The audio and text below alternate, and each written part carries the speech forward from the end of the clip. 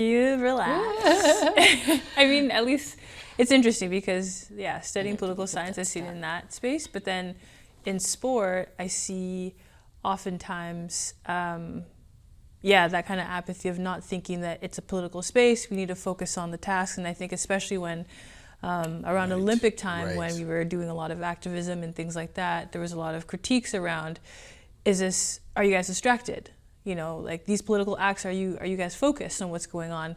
And I think for me it was interesting because I'm like, representing your country is one of the most political things you can do, right? Where you go and you go to another country, the establishment of where that stadium is happening is a political place, right? So I think it's interesting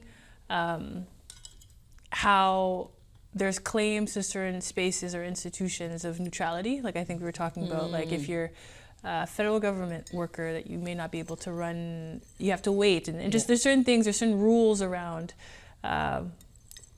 evidence of being political and how certain places it's accepted and other places it's not. So it just, I'm not too sure why that is. I mean, at least in the spaces I'm oftentimes in, it's hard to know the whole situation. And I think if you're not necessarily exposed to it in the beginning, especially in today's digital world, it's hard to digest the information in a way that is digestible and not necessarily overwhelming or skewed in a certain way, or at least being exposed to the different perspectives.